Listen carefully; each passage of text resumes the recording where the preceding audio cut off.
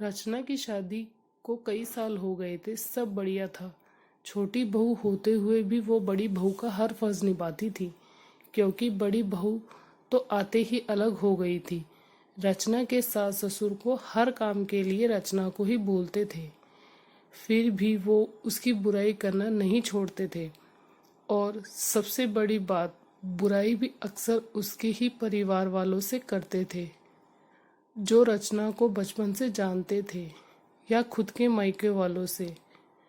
शादी के बाद पहली बार रचना की दोस्त आई तो सासू माँ ने उससे ही रचना की बुराई करना शुरू कर दी। जब रचना को पता लगा तो उसने अपने पति सतीश से कहा, माँ जी को समझा दीजिए कि कम से कम जो लोग मुझे जानते हैं उनसे तो मेरी बुराई ना करिए। पर उन्होंने एक ना सुनी, बल्कि और ये उनकी आदत ही बन गई थी। आजकल तो अक्सर ये कहती है कि रचना, तुम पहले ये काम अच्छा करती थी, अब नहीं करती हो। फिर भले ही वो कोई भी काम हो। रचना की बुआ उसके ससुराल आई थी, तब सासू माँ की किट्टी पार्टी भी थी। वो बुआ को भी साथ ले गई और सबके सामने ही रचना की बुराई करने लगी।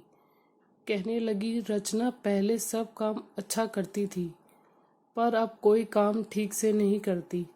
ना ठीक से रोटी बनाती है, ना सब्जी, ना अच्छे से कपड़े पहनती है, और ना बच्चों का ख्याल रखती है।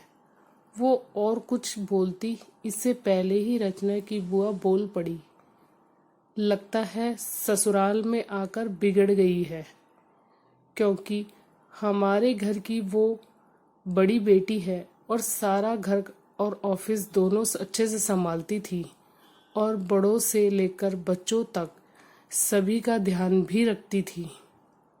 आपके यहाँ आकर बिगड़ गई है। ऐसा कीजिए, महीने 2 महीने जमाईसा के साथ उसे मायके भेज दीजिए, हम सुधार कर भेज देंगे। अब रचना की सासू माँ का मुंह देखने लायक था।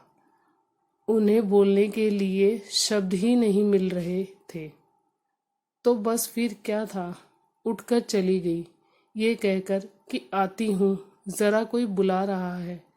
और रचना की बुआ जी बस मुस्करा रही थी। आशा करती हूँ आपको ये कहानी अच्छी लगी होगी। कहानी अच्छी लगे तो लाइक शेयर कमेंट ज़रूर करें।